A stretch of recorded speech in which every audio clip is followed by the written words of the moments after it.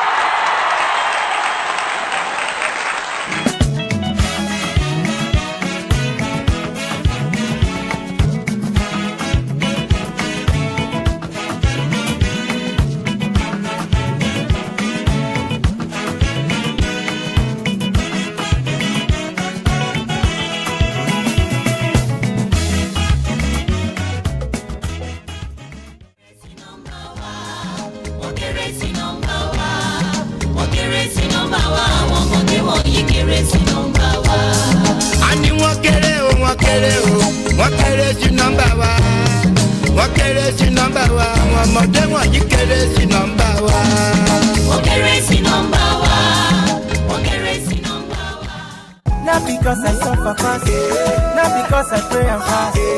No be your show, no be just. I'm watching. Daily Osinachi, I'm no qua Osinachi. One lemon Osinachi, I'm watching. Daily Osinachi, Mama Osinachi.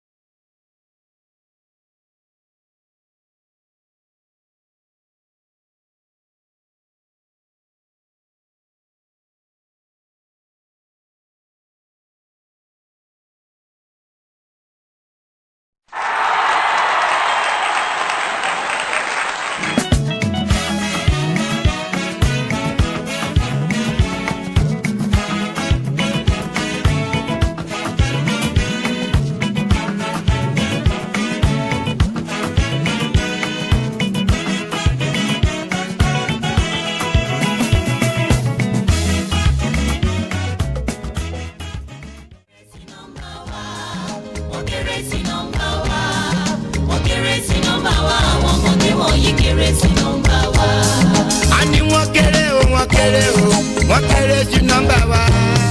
Wọ́n kéré sí nọ́mbà wa, àwọn ọmọdé wọ̀nyí kéré sí nọ́mbà wa. Wọ́n kéré sí nọ́mbà wa. Wọ́n kéré sí nọ́mbà wa.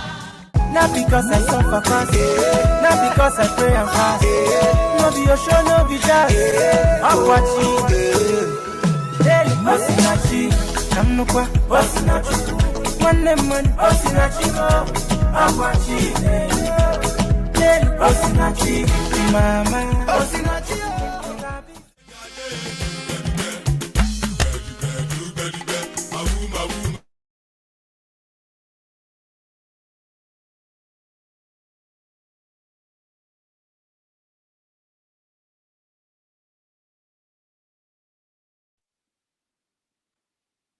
All right, hello everybody, greetings. I think we should be ready to start. Can I confirm from the LSA organizer that all the participants, the audience members have been invited into the space? Is that correct? Well, I guess I'll proceed without that confirmation. How is everybody? Good? All yeah, right. very good. Thank you. Okay, thank you. Wonderful. So we will get started. This is the session on graduate school application and experience in North America, perspectives from current graduate students. I am Vicki Brennan. I am an associate professor of religion at the University of Vermont.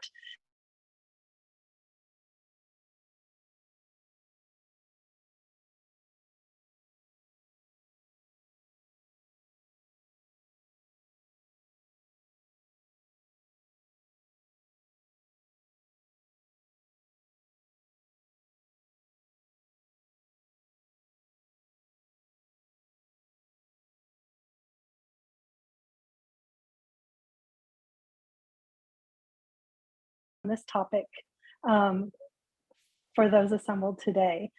I'm just going to go in order of the people, of the names listed on the program. I'm hoping that if you're able to turn your camera on when you're speaking, that's fine. But I understand if bandwidth or other privacy issues prevent you from doing so. So we will start with Hamed Adejare, who is currently at Ohio State University. Hi, hello there. Why don't I ask you to just briefly introduce yourself, offer us like a 2-minute, 3-minute introduction. Thank you for getting us started. Yeah, thank you, Prof. Good evening. My name is Hamed Adejare. I am a second-year PhD student of the Department of English, Ohio State University. What else do I need to say about myself? Well, yeah, I in the U.S. Ethnic and Postcolonial Literature track of the program. And I'm interested in 20th century literature and especially the mid-20th century literature, especially migrant literature as well. I don't know. Yeah, and that's just about it. Let me keep it that short. That's great. That's wonderful. Thank you so much for getting us started. Next, I will call on Oyinade Adekunle at McMaster University. Good evening, everybody. My name is Oyinade Adekunle. I'm a second-year PhD student at McMaster University, Canada. I just completed my coursework and I'm in Nigeria presently to commence my archival research. My research interests are in African history with a thematic focus in legal history and human rights. And I'm currently looking at the human agencies involved in the implementation of capital punishment in colonial Nigeria. Thank you. Wonderful. Thank you so much. Very interesting topic so far. Anyway, we're not supposed to talk about that for this panel, but I'm hoping I'll get to learn more about all of your work, either as the conference goes on or in the future. Okay, next, I'm going to ask Mosumola Adeojo to greet us, please. Hello, Mosu. Hello. Yeah, okay. Hi, everyone. My name is Musmola Adeojo, and I'm doing my PhD at the University of Florida.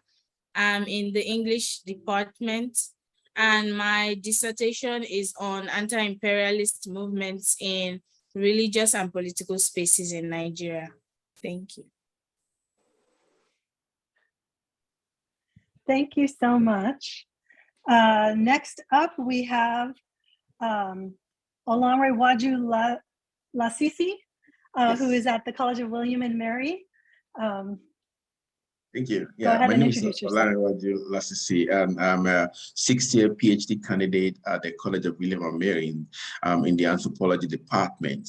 My research looks at the landscapes of power in the Ijebu Kingdom, where I hypothesize that architecture, ritual, and astronomy are key in the establishment of powerful landscapes in the southwestern part of Nigeria.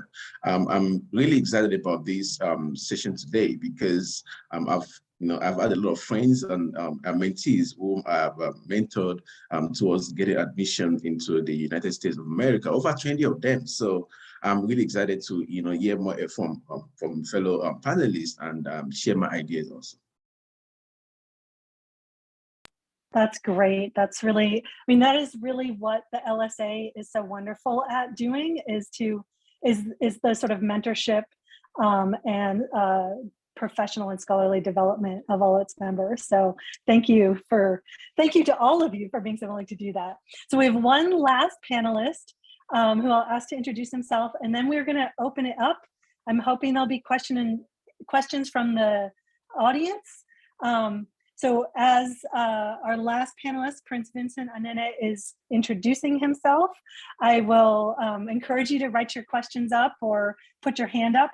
Otherwise, I have asked the panelists to be prepared to sort of make impromptu comments about aspects of their experience. So please, Prince Vincent Anene, please introduce yourself. Thank you very much. Hi, everyone. My name is Prince Vincent Anene. I'm a third-year PhD student in the Department of History at UW-Madison. I study the history of technology in Africa, and where I look at automobile technologies as an African technology, the process by which the automobile technology became an African technology, and people who were involved in this appropriation and this recreation of the automobile cars as African technology. Aside that, I'm also interested in histories of repairs and maintenance, how things are maintained and how they have survived over the years, who are the people who are interested in, who are the people who ensures this survival, and what are their moral obligations. I'm so excited to be in the panel, and I look forward to sharing my thoughts with everyone. Thank you. I have to unmute myself. Thank you so much to all the panelists. Wow, such amazing projects, such a nice array of interests. It is especially interesting that for the most part, you're all in humanities-based disciplines, which I think are a particular kind of application process, one that is highly reliant on narratives and writing and language use. So I think that's something maybe we could all speak to across the panel. All right, so at this point is the part where it's open. If there are questions from those in attendance, please feel free to put your hand up. Let's see. I don't see any hands at this point, and I don't see any comments. So why don't I turn it over to the panelists and ask them, perhaps they could talk about what they found, like offer one tidbit of advice that you think is part of the hidden curriculum or hidden part of the process of the application process.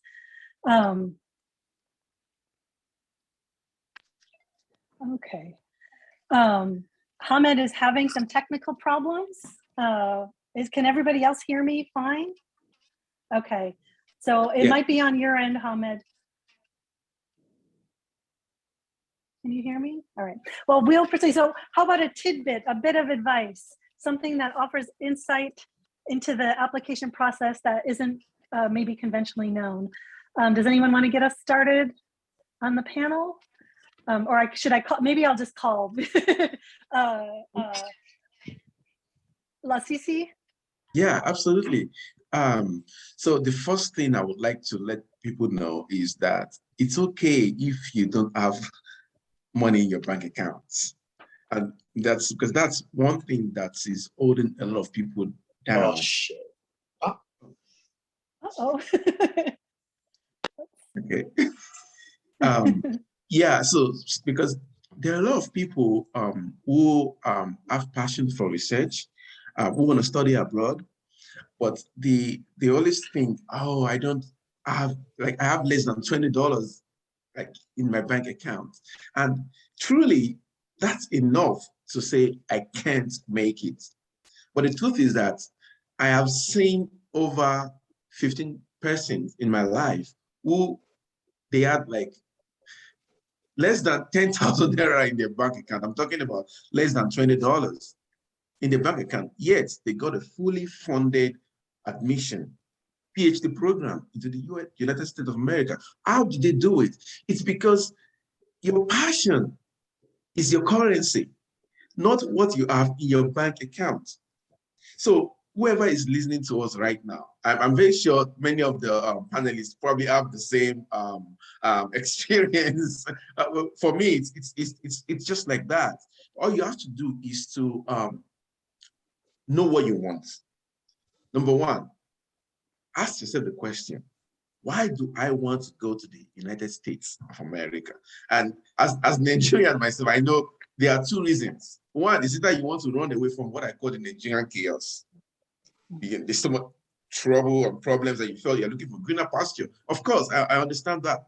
But I'm saying if you truly want to get a fully funded scholarship, you are not leaving Nigeria because you want to leave, you want to escape the Nigerian chaos, but because of the passion for education, because you believe in your own work.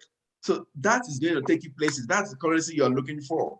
So then the next step, once you realize that you want to travel to the United States, not because you are running away, but because you want to do research, then take this next step.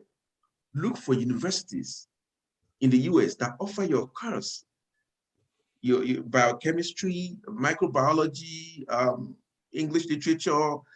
It's all over the universities. There are thousands of universities in the US. So look for these universities.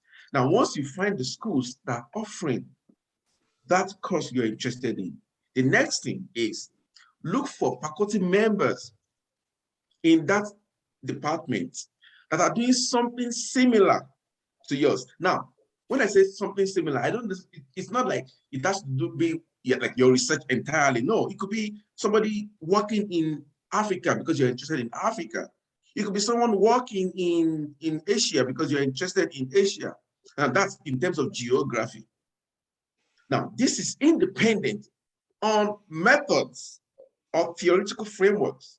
So it means that if you are interested in a particular theory and a faculty member is working in Asia, you can approach this same faculty member that, oh, I love the theoretical approach you employed in Asia, and I want to use the same thing or something similar or build something new in Africa. You see, so what you need to do is to understand those three things: the methods, the theories, and geography. Now, the next thing that is also very, very important is prerequisite examinations. You don't, sometimes people think, I don't have $300 or whatever to write the GRE. There are many universities that are waiving these examinations. And honestly, many US universities have the opinion that GRE is not a test of your intelligence. So if you're able to take it and you don't score enough, it's okay. But if you can't take it, you can send an email to the school. So people don't think we can send an email, but you can send an email to the administrator of the department that, hey, is it possible for me to apply? And I'm unable to pay the GRE fee. Sometimes they waive it. Sometimes they pay the GRE fee for you. So we have to realize one thing, that we are dealing with humans. So don't have this idea that everyone in the United States or in the US institutions are in this apex of educational status in which it is impossible for you to attain. No, there are people like you. So all you've got to do is to believe that, hey, you can be like that, and approach them, send them emails, send the faculty member the email, dear professor, so. My name is this. I graduated from the University of Nsukka in 2018. This is my research, and I've seen that you are doing something similar in East Africa, and I realized that you are going to be a very good mentor and supervisor to supervise this research of mine. Now, this is my research. You see, you are selling yourself. Let me tell you something. Every university in the US, all the universities in each state, they're looking for something. They're looking to recruit the best students all around the world. So you need to prove that you are that student they are looking for.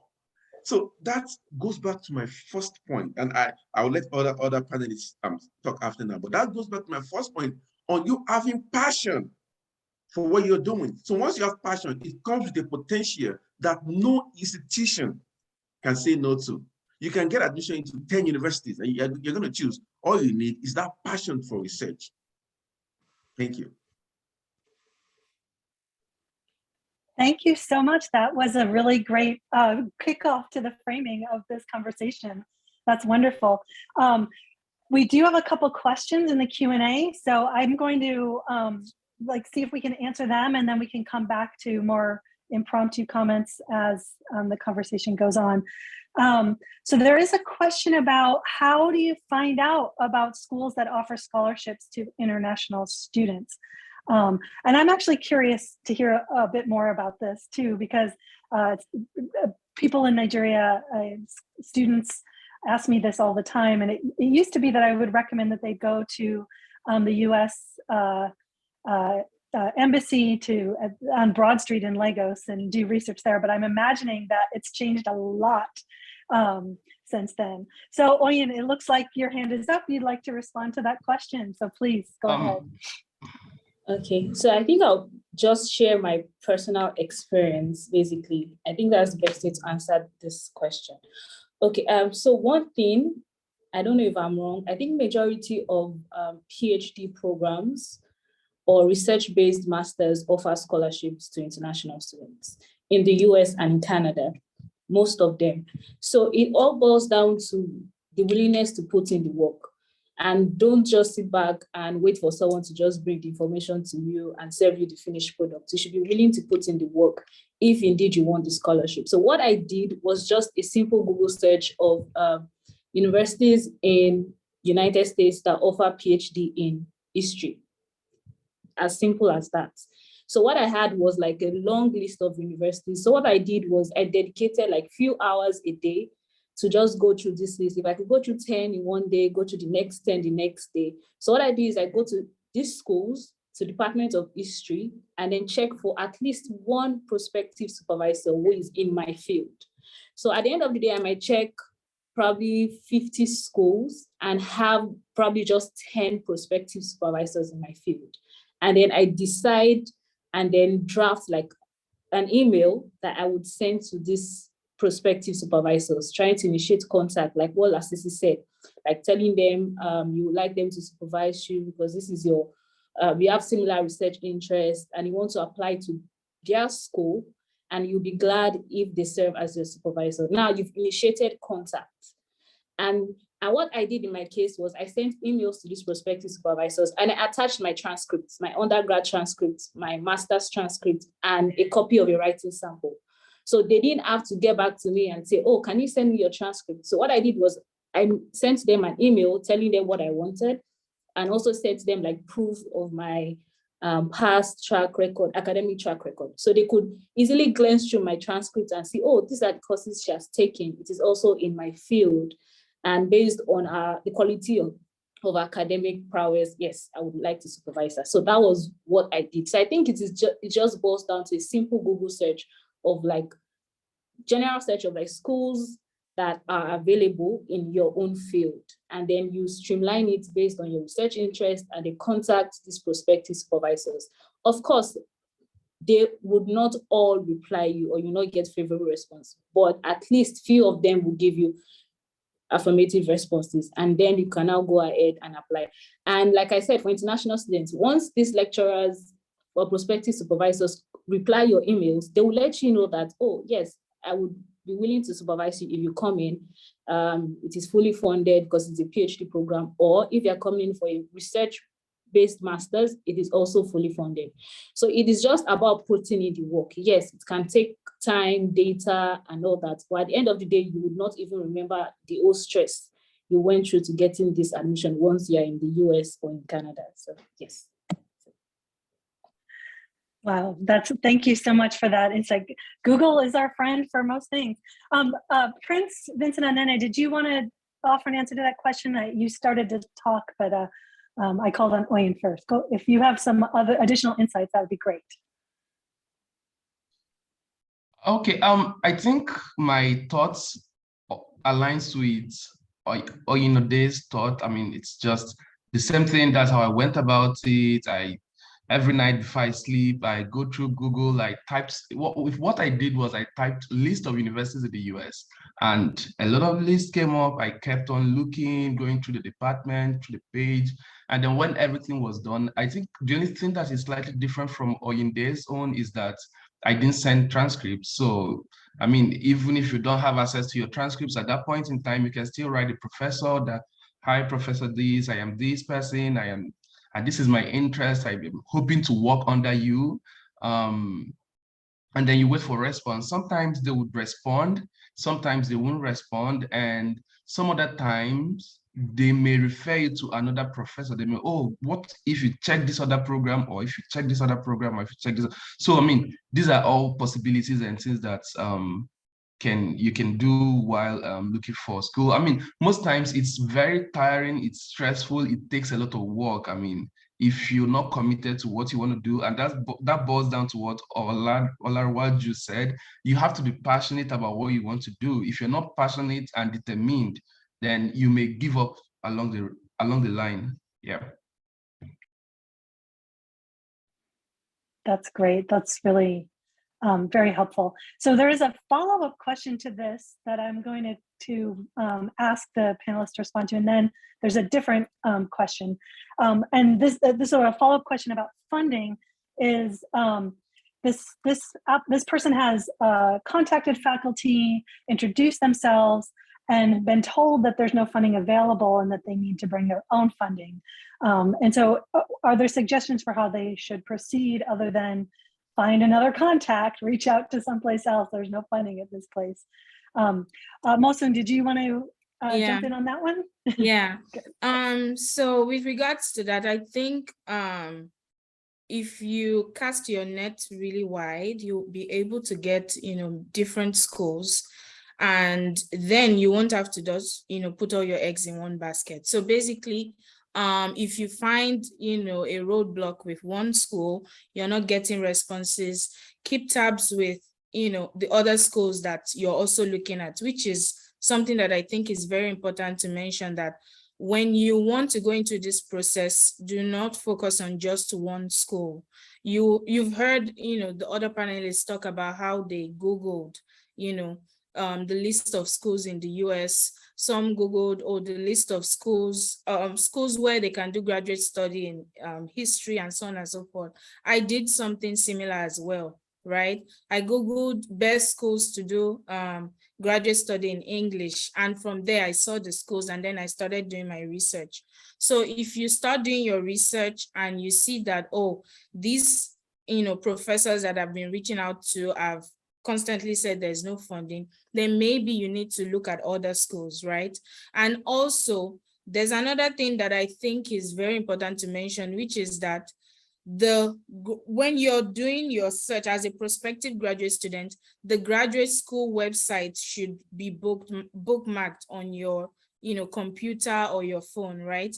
The graduate school websites of the different schools that you are interested in, so that you keep reading through the website. So your research does not end with Googling the schools. Your research continues with knowing the schools that you're applying to, because as you do this, you get to know about the department, the program you want to, apply to, the professors, the faculty, that's what they're called, and different things like that. So by the time you're engaging in this research, you're learning more about this space, because if you're going to commit 4, 5, 6, 7 years of your life, to an institution, academic institution, you want it to be worthwhile. You want to be in a space that will build you, where you will grow in, and also where you will, contribute to that space as well. So you really want to know this place. What is it about this space?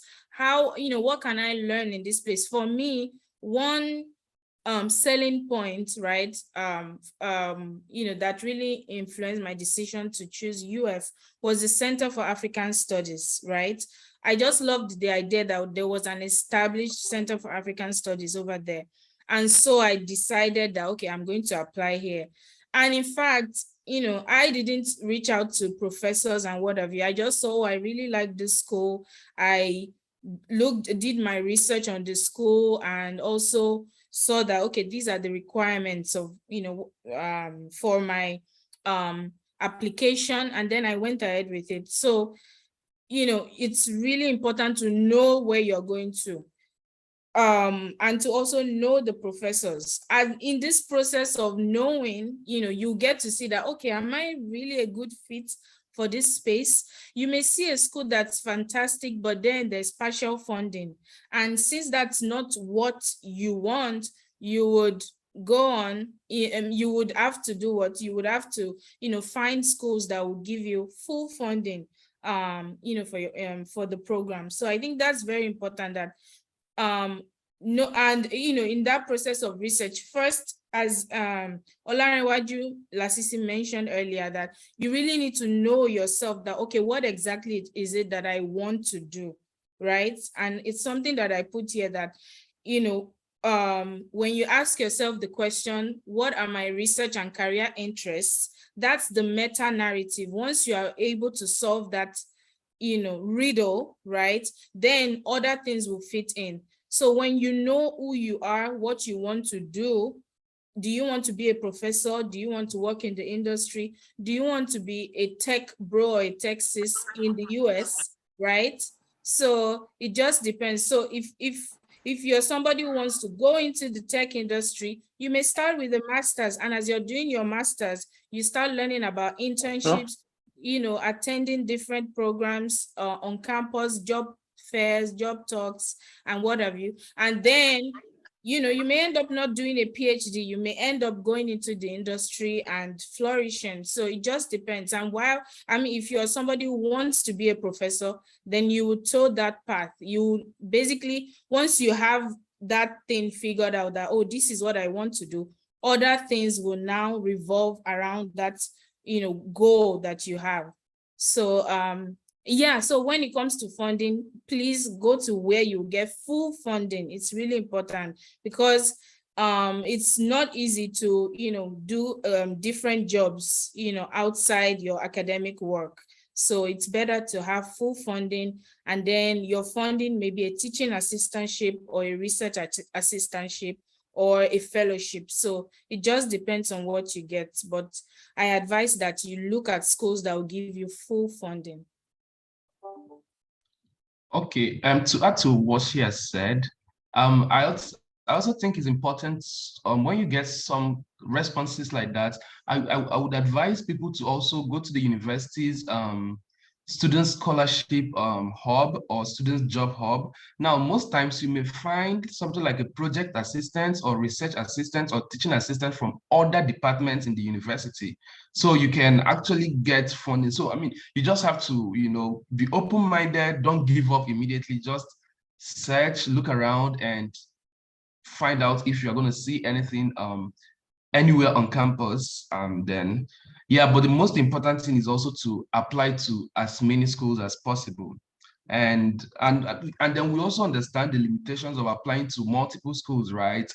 The issue of, oh, I have to pay a lot of application fees. So some universities also give waivers, application waivers. So you should also try this, assess these opportunities, just ask questions, and don't be scared to ask questions, all right? People are always very willing to answer your questions. That's what I noticed during my application. People are always willing to answer and then prefer solutions or suggestions. So also try to reach out to people, and especially program coordinators, graduate program coordinators, or ask even the professor you want to work with if you can get waivers and stuff like that. That's very helpful. Let's see, I'll let you go ahead and add on your. Go ahead. Sure. Okay.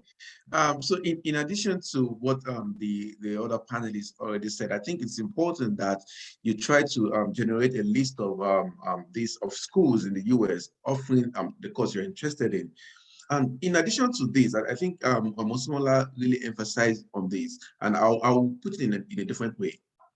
Don't look for admission as a separate idea. Don't look for scholarship as a separate thing. In fact, don't look for scholarship. Now, this is it. Look for universities that offers full funding for your program. You see, don't look for like, oh, I want to get admission. You're going to get a lot of admissions. I tell you this, a lot. But that's not what you're looking for. And when you get admission, so the next is you want to look for scholarships? Oh, no. So look for universities that offer full funding for that program you are interested in.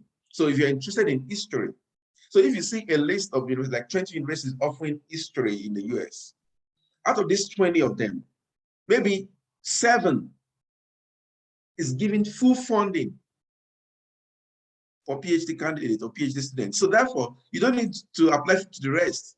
Just apply to the ones that when you get it, you know you are going to have full funding. Now that takes us back to how you can get this admission. So you need to have passion, you need to develop this research, you need to believe in yourself. Listen to me, you need to understand that you are an asset. See, if you don't see yourself as an asset, see, everyone on this platform today, I am sure they are all assets in their program. That's why they were giving the admission with full scholarships. So they got admission, but they realized that other universities are going to start tussling to grab them. So they don't just want to give them the admission, but they were all given a full funding to support them, like to pay their school fees, their tuition, their health insurance, and give them stipends, so that other universities that don't have full scholarship cannot grab them, right? So for you to be in that level, you need to be an asset. You need to see yourself as an asset. And for you to be an asset, you need to develop this research, right? You need to develop a research in which, when you send that research, that proposal to a prospective advisor, they will look at it and say, oh, this lady or this man is an asset. We need this person here. Now, this takes me to the next question. Somebody said, oh, I got someone in McMaster University who is interested in being a member of my committee, but not my advisor or my supervisor, right? This is interesting. So you send an email to the recommended person and you didn't get a response. What you need to do is to send that email again and CC that person who wants to be the your committee member. Because when you do that, there's going to be this, of course, there's a mutual respect in the at the departmental level, independent of you. So when you send an email to this recommended person, dear Professor so-so-so, Professor this referred you to me, after which I had, you see, so that recommended professor will realize that, oh, it's not just about you and him or her. It's about you, him or her, and the other person. So you need to understand the psychology of this application process. If you are able to do that, you're going to get a response. Now, the next thing is Identify advisor. Okay, so somebody said there's no advisor to supervise you. So no, don't reach out to an advisor when you're doing your application. In your mind, reach out to an advisor. That means make sure there are like list of people that are qualified to supervise you. So that way, if there are 20 applicants and they are looking for 5 PhD students, 15 of them did not even bother to check if there's anyone that is interested in African history, African whatever. But because you did, and you have realized that there are at least 2 professors who can supervise you, channel your research interest in line with this. You don't have to mention their name. When they are reading the application, they will realize that you are fit. That way, you are in. In fact, you are 80% in, much more than others who did not even bother to check the faculty member list. So I'm going to hold on now and see if you have more questions. Yeah, I just I'm going to shift to there's some questions about the statement of purpose and the development of a research proposal. But I also want to just back up what Lasisi said about sending another email. That I'm a professor. I get hundreds of emails every day, especially when the semester is in session. Sometimes your email gets pushed down to the bottom of my inbox, and it's not because I don't want to respond. It's just because I'm overwhelmed by the number of emails. So a follow-up email that's very polite, say, oh, I know you're really busy. I just wanted to check to see if you could help me to find this answer to my question, is always going to be appreciated. Please don't be pushy or rude, because then you're not going to get the desired response you want. But professors do get a lot of emails, a lot of messages, and sometimes when they're not responding, it's just because it can be overwhelming. So a follow-up, a very polite reminder is always appreciated. So there's some questions about writing the statement of purpose, how to write one effectively. How do you write a statement of purpose or research proposal when you're not sure if you really know what your project is going to be? Do you really have to have, like, if you write it, do you have to stick with that project? So there's a bunch of questions around that area. So maybe the panelists could speak about that. Why don't we go back to Oyin, because you haven't been speaking much lately, so we'll start with you. Okay. So one thing I would say about the statement of purpose, or generally the application process, is just do it. I think one thing about Nigerian applicants from Nigeria is there's this imposter syndrome, or that feeling like, oh, I'm applying to the US or Canada. What do I have to offer? Or can I compete with the students and the educational system and all that? So what I would say is send that email, send in the application, apply to those schools. Send emails to those supervisors you think are way out of your league or whatever. Just do it, because you never know what this prospective supervisor is looking out for. So when it comes to the statement of purpose, I don't think you should concern yourself too much or think it is set in stone once you pick your topic, because once you are writing your statement of purpose, or SOP like we call it, you write prospective dissertation topic or proposed dissertation topic, which means that this is what you're proposing. Once you get into the program, you would have your coursework, you have your meetings with your supervisors, and there's the possibility that your proposed topic will be refined or even changed completely, or your eyes even become more open to other areas as regards that topic. So don't feel like once I pick a topic, then I have to stick with this topic once I'm in the program. There's always opportunity to refine, change, and all that based on consultation with your supervisor.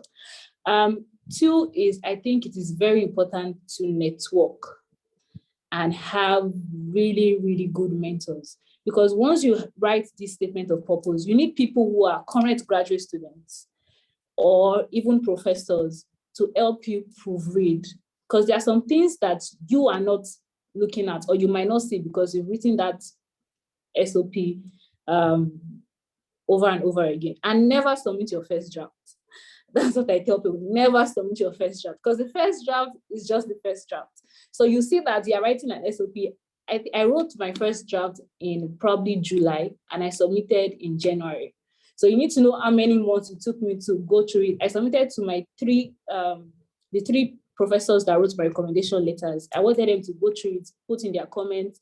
I found graduate students, current graduate students in different schools that met through networking, or I go to the prospective school I wanted to apply to, and I tried to network with just one current graduate student. Oh, I want to apply to your department. Could you please give me tips on how to do this? And some of them will say, oh, send me your SOP. I will go through it and give you my comments. So you need to network and you need to have mentors so that once you have that draft, you can send it to these people who can correct you and help you refine it. And also stick to instructions. I've noticed that some schools will tell you 500 words, and then you see people writing 3 pages because they don't even read the instructions or what is on the school's website. So you need to read the instructions. What is the school saying? I want just 500 words, and go straight to the point. And you should be concise but coherent. You should not just tell us, oh, my primary school education was this, my secondary school education was this. That is what your academic CV is for. Your academic CV is already telling them about your background and all that you've done. Let them know what you've done concisely. Let them know what you want to do, why you are picking that school, why are you picking that school, why are you picking that program, why do you think your prospective supervisor is the best fit for you. So these are things that you need to put into the 500-word or 2-page SOP based on the school's requirements. And never think that what you are drafting yourself is enough, because you are not an island of knowledge. There are people who know more than you. There are people, if you get input from 5 people, that's like 5 better ways of improving your SOP. That's what I believe in. Molson, I see you put in the chat a link to a video series you made. Do you want to talk about that and maybe offer your thoughts on this? Yeah, question? thank you very much. Yeah, so I made a couple of videos with my friend, and we're just talking about the application process, and we touched on different topics. So I know it will be useful, and one of the reasons why we made those videos was because when we were in that process, we went through a lot of struggles, but something that helped us was that there was it was more or less like a peer review process. So we would sometimes, and then my colleague, he was already in the US, while I was doing my application process. So I would send my SOP to him to read, and back and forth like that. So I think if you have a friend who is also doing, who is trying to apply to grad school, you can share your statement of purpose with them, just run it by them, just see, okay, what do you think about this? And in that way, you're building a network, right? You're building a network with your friend that ultimately would flourish into something better. Apart from that, when it comes to your SOP, I think you should see it as something that speaks for you, because you're not there to speak for yourself, right?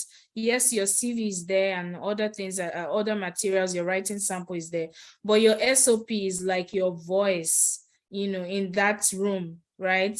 The professor is reading about you. It's like they're reading you. It's like you're speaking to them through words. So you want to make it something that would be enjoyable.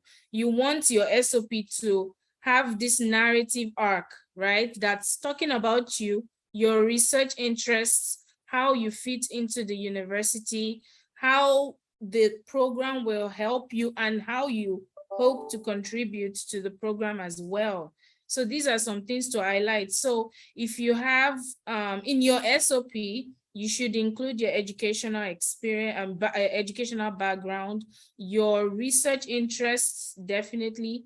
If you have a prospective, research that you hope to, work on during your dissertation, then you may include it. At the same time, you also want to highlight professors whose works resonate with you, that you think, okay, I think I can work with this person. And then for me, in fact, one of the reasons that something I remember writing was, I love the environment, right? I really love the city, and I think this is a place that I would like to live in. And I included that in my SOP because for me, it was more than just the academic part, but also about the space that I would be in. So these are some things, to include. So, but make sure that, yeah, you may have all these ideas, but if your SOP is not coherent, it may put off the, reader. So you want to make sure that even when you are reading it, you are enjoying what you've written, right? So even before sending it out to people to review and send their comments, make sure that it's readable, it's coherent. Express yourself in I would say simple words. Don't stress yourself by using really big words that may even confuse the reader. Make sure that your writing is accessible. Because yeah, it's something that I hate when I read turgid writing. I don't like it. I really like when I read something and I can feel that the writer was thinking about me when they were writing. So think about your reader when you're writing. Yeah, so yeah.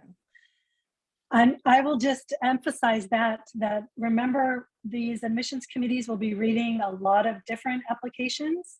You want to make sure they're going to read yours and not just have their eyes glaze over and fall asleep.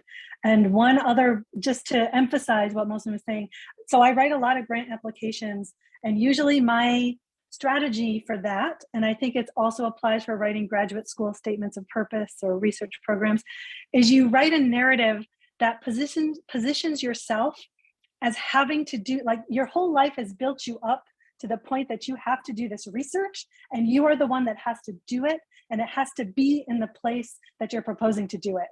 And that's the story you tell. You tell a story, and that'll grab the admissions committee and say, oh yes, we this is how you do all of the things that LSCC was telling you need to do to prove that they want you there, that you're the special person. There's a question that I think we should keep talking about this. I think probably the other panelists have some thoughts, but there is a question about whether the choice of the topic for the research impacts the application process, and if you have thoughts on that. If a writing sample, if a writing sample needs to be submitted, do you think it should be related to the proposed research topic or not? How do you think that impacts it? So I'm going to ask Prince to jump in here, since I'll just kind of take a turn and then we'll go back around. Yeah, I'm happy to talk about that. In the first place, I think your choice of topic may affect the decision. This is because professors also want somebody who are within their area, right? So if you are going outside the professor's area, I mean, I don't think any professor would want to take someone who is very far from their areas, right? So I think and then I think sometimes it depends on what the university is also, I mean, the program itself is looking at, the type of scholarship that thinking about producing at a particular point in time, and the kind of cohorts they want to bring, or the type of cohorts that are already existing. So most times all these things could affect, and that is why you need to research so much about the university you're applying to and understand what is going on within the department. If the department is actually interested in this, if there are professors who are interested. So if you get to a department, you have 3 to 4 professors who are interested in African history. Of course, I mean, you are likely to get into that program, but if you get into a department and there is no professor who is interested in African history, and you are going to tell them, I'm coming from University of Ibadan, and because of that, I must do African history here, nobody is going to listen to you. Aside that, also your topic can evolve. All right, it doesn't have to be static. I think Oyonide mentioned that nothing is cast in stone, right? So it evolves. So most times when you get into the program, as you keep reading, as you get exposed to new things, you begin to reimagine and rethink your first research idea you came in with. But I think the reason why they asked for this research topic is that They want to see your ability to develop a research as a scholar or as an emerging scholar, and then, build yourself around it. So that's what I have to say.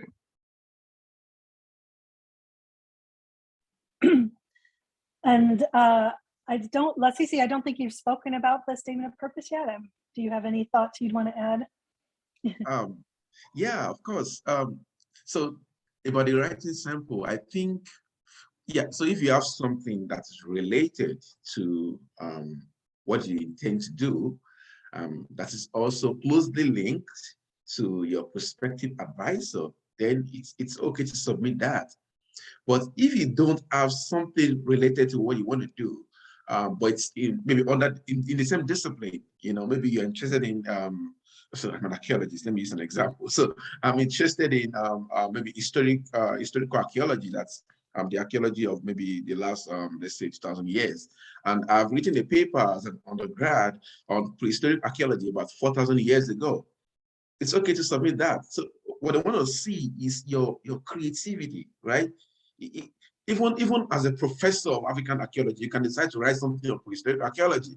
Nobody's going to stop you from doing that. So they want to see your creativity, your pattern of writing, the ways in which you merge methods with theories, and then your conclusion. So they want to see this structure. So it doesn't have to be about what you are interested in, okay? But make sure that, in fact, you can decide to even write for the purpose of that application process itself. You can decide to say, okay, I want to write a 10-page paper. So, as I told you earlier, you have to be flexible. You just have to believe that you are doing the right thing. Okay, you just have to see that you are an asset, and whatever you are writing is truly important. It's not like we are back in the University of Osaka, University of Ibadan, where we are trying to submit a term paper, but you want to try to show the panel, the committee, the search committee, that you are an asset. So in fact, don't think about, oh, what am I submitting? Think about, is what I'm submitting going to make them realize that I am an asset? So one of the things that I do, for example, so what I did was I used a chapter of my undergrad dissertation thesis in 2016. I used it as a writing sample. I just converted it somehow, and it's not even related to what I want to do. But I converted it, it's archaeology. I just converted it, I made it 25 pages. And when I got to William & Mary in 2016, the professor told me that your writing sample was excellent. And in my mind, I was like, oh, really? I didn't even know, So, and it's not even what I was interested in doing. So there might be this disjunction between what you want to do and what you already what you add. But realize that it's about how great what you already have is. Okay. Is there any other question down there? Okay. Yeah, it's simple. So yeah. I mean, I think it's important, like it's good to have a lot of conversation about this. There's some questions about the difference between a personal statement and a statement of purpose, and they're kind of the same thing. It's different universities might have different language, and this is where following the directions is really important, because they will tell you what to put in that essay, and the word count and everything. So follow those directions. But this is the most important part of your application, hands down. It's more important than the GRE. Okay. Yeah, go ahead, please do. Yeah. So you mentioned something the other time about grant proposals and how you want to show that your life is prepared for this. And I think it's truly important in writing your statement of purpose. When you're writing your statement of purpose, it's okay to see my own statement of purpose, to try to mime yours after that. Okay, there's no problem. You can mime yours after that. But you have to realize that you can have a better statement of purpose or a better personal statement than mine, because the trajectory of your life is different from mine. For me, I became an archaeologist because I was working at a construction site where I was turning cement and soil and sand to make concrete. And I came across potsherds, and that started my journey to become an archaeologist. You see, it's me. And I used I write about this in my grant proposal. I have a lot of grants. I got this at a lot of admissions to the US in 2016. And it's because this is me. I brought myself out.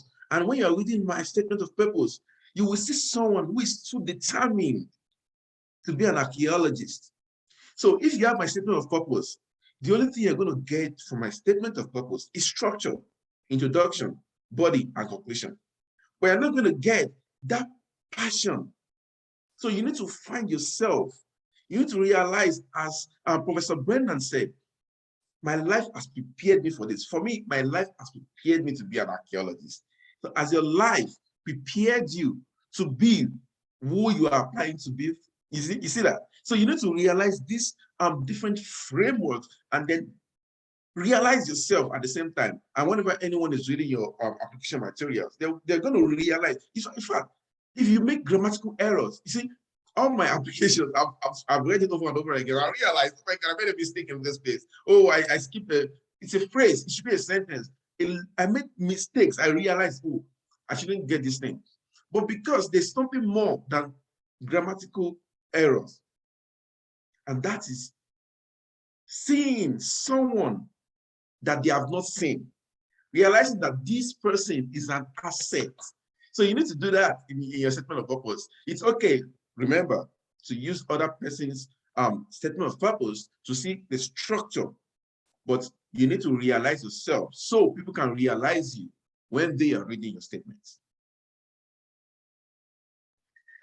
There's a, oh, sorry, can I just, I'll turn it back to you. I just want to say there's a request in the Q&A for you all to share your social media handles to follow, to start networking. So if the panelists are willing, please feel free to add your social media handles there. That would be awesome. Okay, sorry, Prince, please go ahead.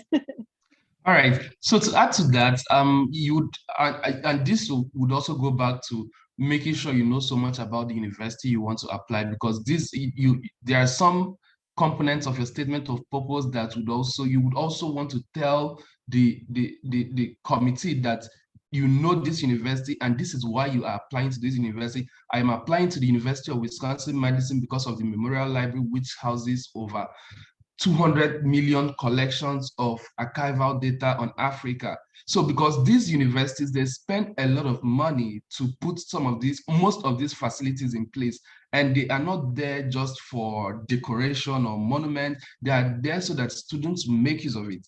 So they want students who will say, okay, I know UW-Madison. There is the Memorial Library there, there is a college library there is Helen C. White Library there, and I want to use this library. This professor does this, and I'm passionate about what this professor says. I want to, tap from this professor. Then you can also talk about the aesthetics of the university. Oh, the university is located along Lake Mendota. You have, you paint. You want them to see, okay, yes, you actually know what you want to do. Right, that you not just that you were prepared for what you want to do, and then like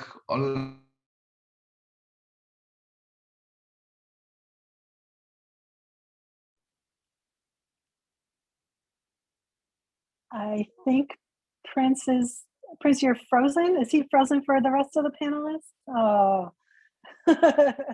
All right, well, if you come back, then hopefully we can come back to that. But yeah, I think that's the other part, is that you tell the story of your life, that you're the person who has to do this research, and then you have to do it at that university because of the resources, because of the supervisor, because of the facilities, because it's where you need to be at that point in your life. So that's great. Any other thoughts about the statement of purpose? I mean, the other thing we can talk about in this panel we haven't really addressed yet is your experience as graduate students, coursework, writing your research proposals, working on your dissertations, etc. So maybe we'll have a few more comments about the statement of purpose, and then we'll just talk a little bit about graduate student experience. So Oyin, did you want to add some final thoughts on that? Yes, I think I just want to answer as regards the writing sample. So like Olari Waju-Lasisi said, so what I did was I just picked a chapter in my master's thesis. So what I did, I picked like the strongest chapter, what I felt was like the strongest chapter.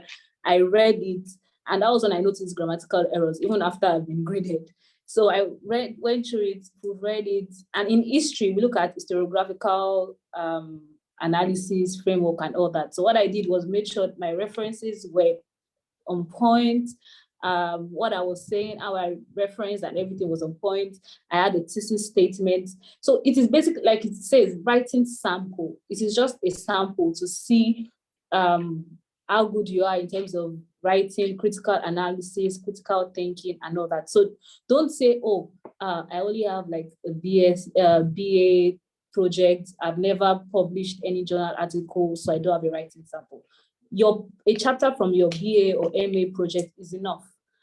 And like Classisi also said, you can also just write a 10-page, but you might not really have time to write a quality 10-page paper. Probably you are trying to meet up with deadlines, application deadlines, and all that. And if you are submitting to about 10 schools, you might not want to submit the same writing sample to all these 10 schools and all that. So just pick a chapter from your paper. Exactly, like Prince said, he submitted a paper for LSA. So yes, you can just pick a chapter from your project and you'll be fine. And that's what I did. What they just want to see is not really the technicality, it's just to see, oh, is this person strong enough to write? We are graduate students. Can you write? Can you communicate your points coherently and in a concise manner and all that? Yeah, so that's it. You're muted. Thank you. Prince, you were cut off. Did you want to round up your comments, or do you feel okay? So I think I would love to hear from you all, any of you who are willing to talk about your experience as graduate students, whether you're at the coursework stage or proposal writing, applying for research funds. Oyin, you're in the field right now, is that right? So you're doing your archival research. So Mohsen, did you want to start off? I saw you unmuting there, so I'll let you. Yeah, thank you. So I'm going to share another link. And that's a link to the individual development plan document created by the graduate school at the University of Florida. And the reason I'm sharing that is because planning is very, very important. I cannot overemphasize the importance of planning when it comes to, being in graduate school, especially in the US. So one thing that really differentiates this place is how detailed people are when it comes to planning. So I was able to mentor some undergraduate students this past semester, and basically they are first generation students. And so our work as mentors was to just, guide them and check in on them on their progress and what have you. And so one of the requirements for them to be part of that program was for them to develop, their own 4-year plan. And there was a template. And I was really surprised to see like the detail. These were undergrad students. They knew the courses they were going to do in their 3rd year, their 4th year. They knew even down to the extracurricular activities. It was in that document. And for me, I felt, oh, this is such an important thing to see, especially even if you are an undergrad, or even if you didn't have the opportunity, now that you're going to graduate school, it's really important for you to plan. And that's something that also helped me, that when you plan, when you have a 4-year, 5-year, 6-year, 7-year plan, depending on the duration of your program, this plan would really help you as you advance in your career, so that you know that, okay, in this, from this year to this year, I'm going to focus on coursework. During this year, I'm going to focus on my exams. This year, I'm going to do my research, and so on and so forth. So planning is very, very important. And it's not just a walk in the park. You may have to spend hours, weeks, putting this into detail, but at the end of the day, it's going to help you. And make sure that you're writing this plan, not just in, in a rough draft or something. Have a book where you are going to write, in my first year, this is what I'm going to do. In my first year, these are the courses I'm going to take. I'm going to be involved in maybe my departmental students association and what have you. I'm going to attend one conference. I'm going to do this. I'm going to make sure you have everything, written down, because it's really important.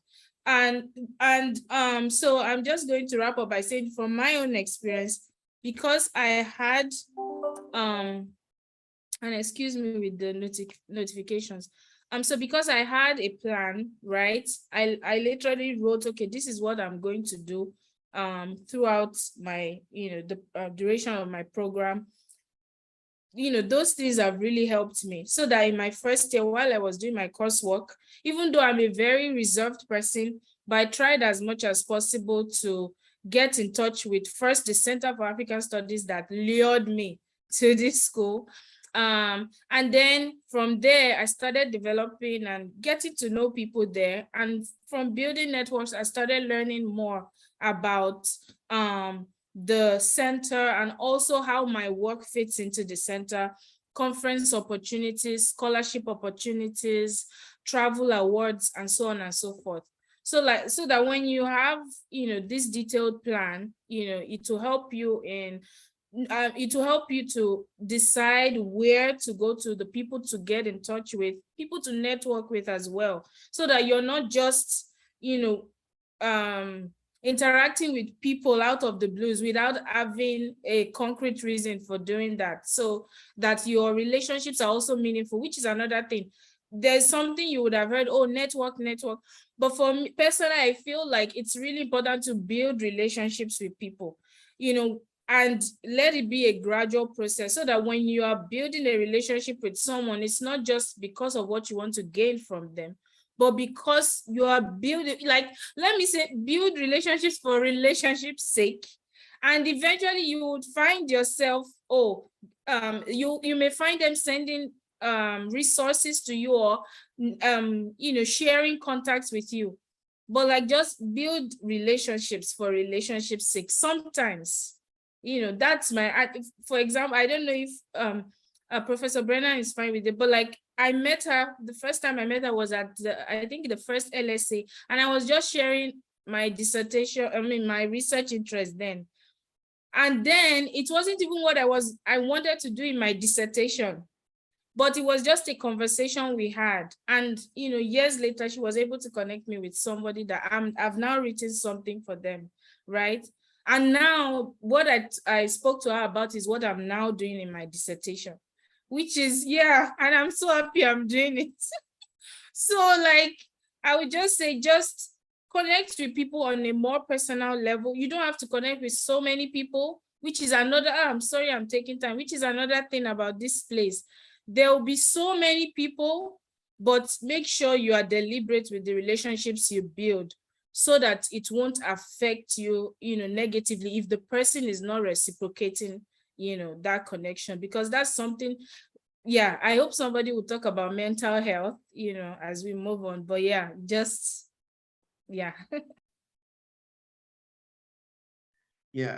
Well, thank you for that very important thought. Well, I would like to also chip in on this, but in terms of grants, application for grants and all of that.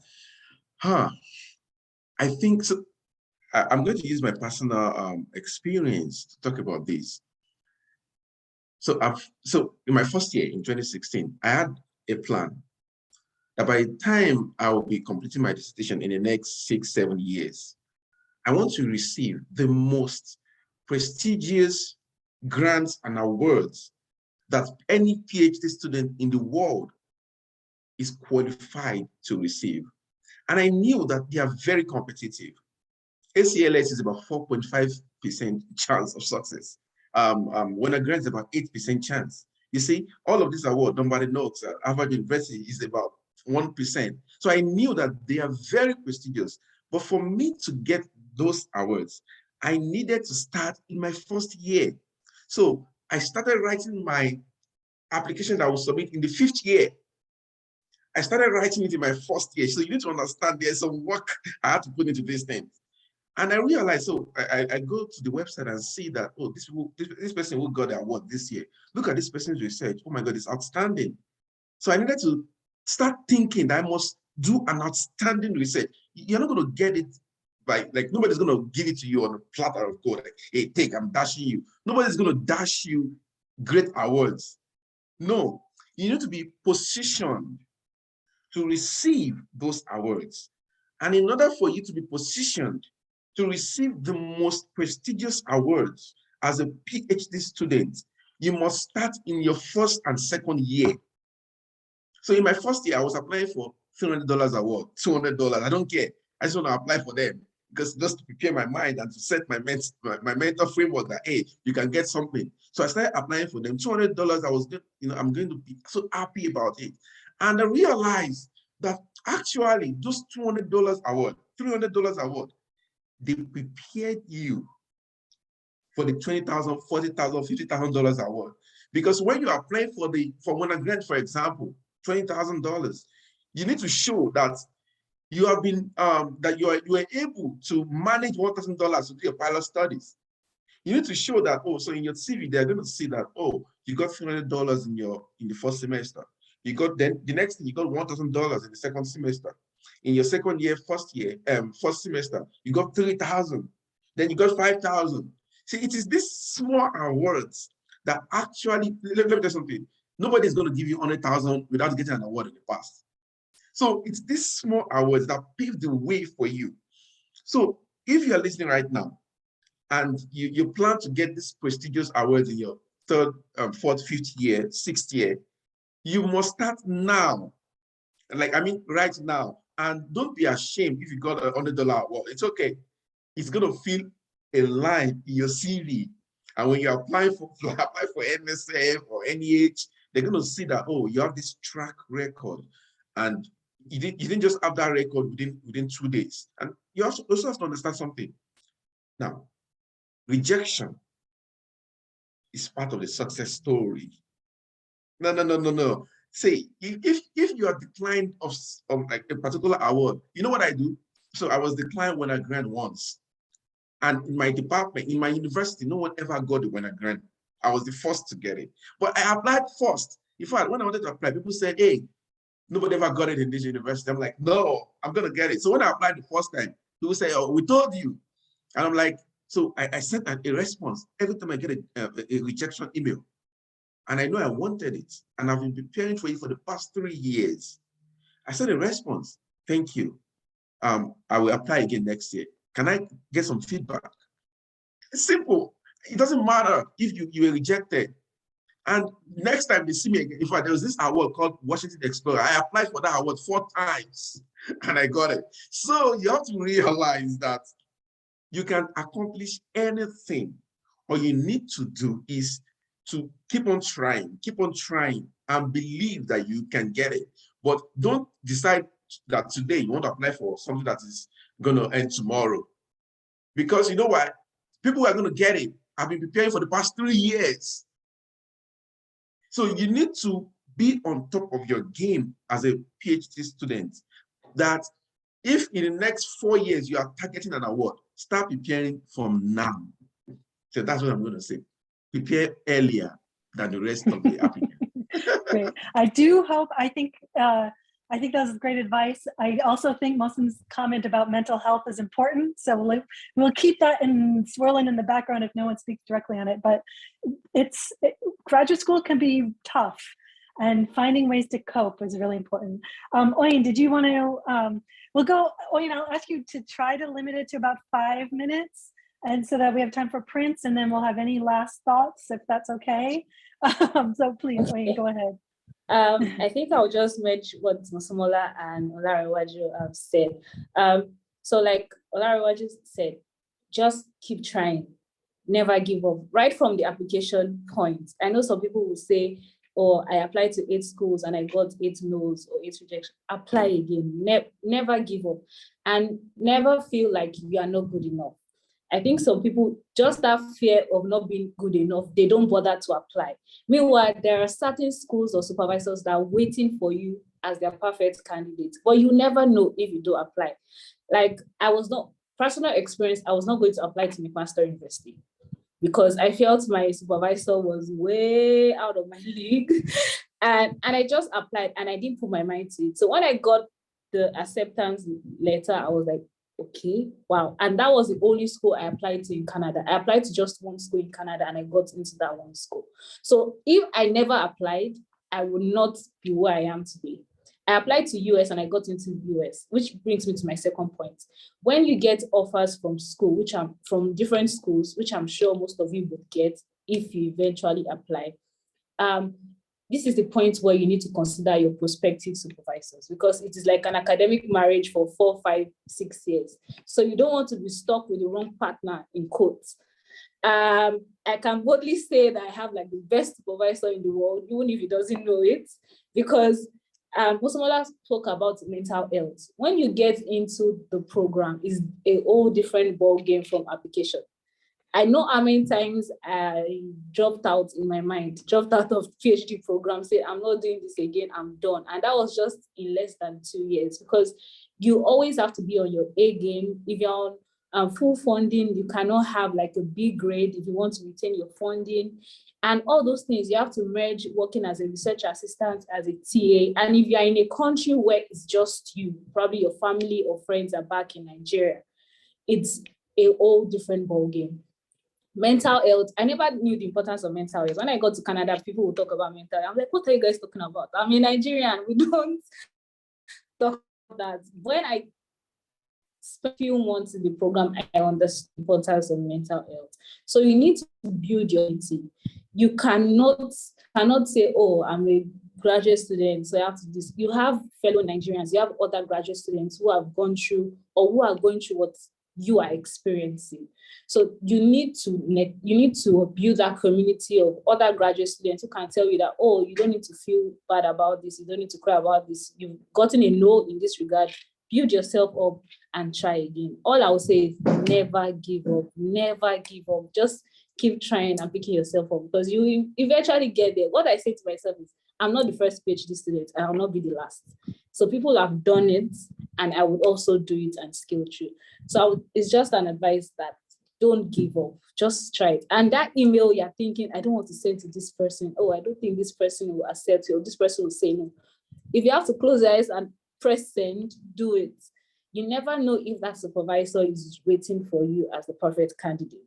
Then for issue of coursework and dissertation proposal, like Mosamola said, I have a plan. I knew that I wanted to be done with my comprehensive exams by the first step of my second year. People were like, what are you saying? People do their comprehensive exams at the end of second year or in their third year. I'm like, no, this is what I want to do.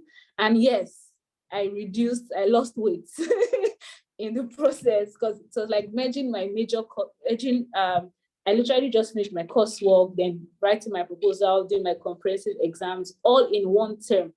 But I did it because that was what I wanted to do. Because I knew that by the summer of my second year, I wanted to be in Nigeria to start my career research. So it is true, have a plan, write it down. If it's that you have to wake up in the morning to be sure that, oh, what percentage have I done in this plan that I've drafted? Do it, write it down. It's not just like a mental note. Once you have it written. So what I did was I have like a board in my room and I wrote everything down. In the month of January, this is what I want to do. In the month of February, and I listed it out for the whole of 2022. So I think it is better you write it down and have a plan and never give up. I'll keep saying that, never give up. All right. Thank you.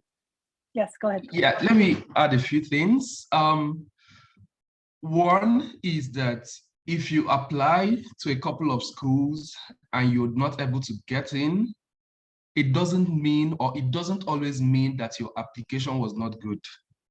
It could also have to do with the internal dynamics and politics within the department or within the program. This is very important. So don't give up because you think, oh, your application has been rejected. And then even when you get into the program and then you encounter issues like, oh, you're studying and you're not understanding, you're not able to contribute so much in the seminar. I mean, first years are always crazy, man. You may not be able to say too much, but don't doubt yourself. Don't feel like, oh, no, I can't do this. Then the imposter syndrome comes in, you start, some people may start thinking of dropping out, some people may start thinking of committing suicide, some people may start thinking of doing certain things. But the truth is that with time, my first year, okay, I'm just gonna give this example. My first year, I was studying at about 3 a.m. in the night and I was crying. I was reading this book. I don't want to mention the professor's name, but the book was so dense. I was literally crying. At some point, I had to delete my WhatsApp. I just wanted to get out of distraction. But the truth is this, most times you don't have to throw away yourself or throw away your humanity because you're doing a PhD. All right. So sometimes go out, if it's during the summer, during the fall, go for a walk, grab drinks or food with friends, make friends, have people around, cool off, then come back and continue your work. So don't say, okay, because I'm going into PhD program, we die here. You don't want to die, right? You want to come out from the program alive, right? So that is why you should also, gather, make friends, right? Build community. There is wealth in people. And then ask questions. Don't ever be ashamed to ask questions. If you don't understand it, you did not understand it. And you came into the program not to show that you are the best, but to learn. And that is the only way you can advance in your career. I think that will be all for now.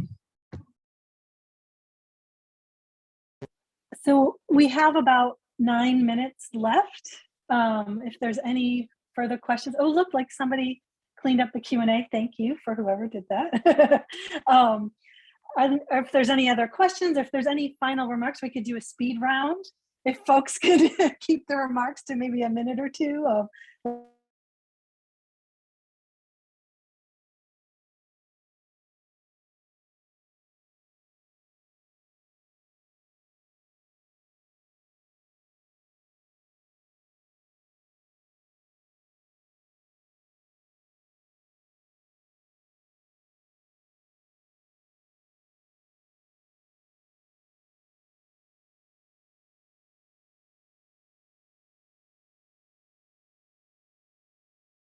And apart from that, make sure, just to echo what Onyade said, take care of yourself, and also what Prince said as well, take care of yourself.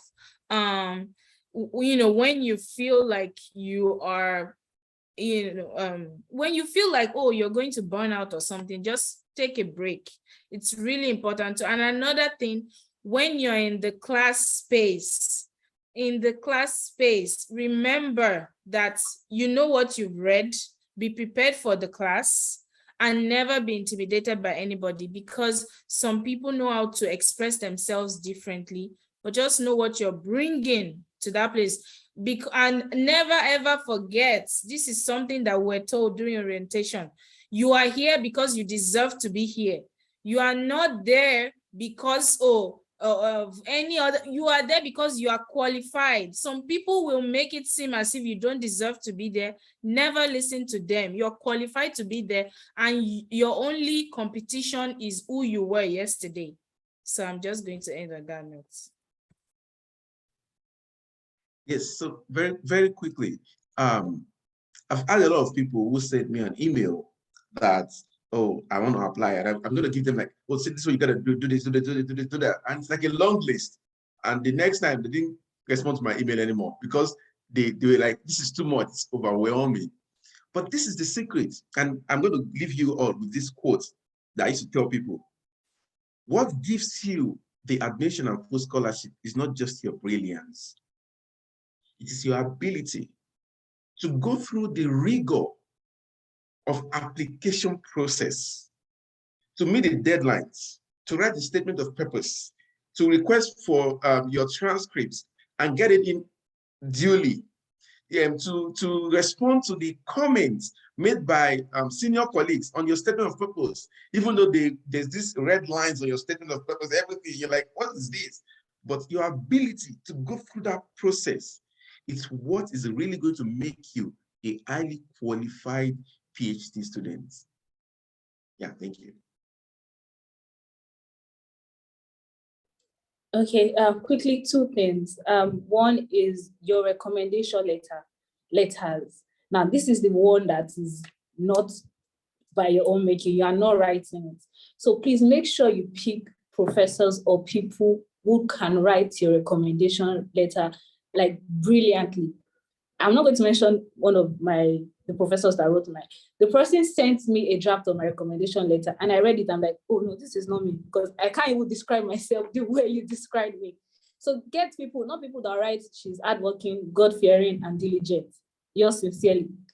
Get people that can speak to your work. Those are the people that can expand on your SOP, talk about your academic CV in a more coherent manner. And just because they have that title of professors or doctors, they are more recognized and more respected. So be deliberate about picking people who write recommendation letters.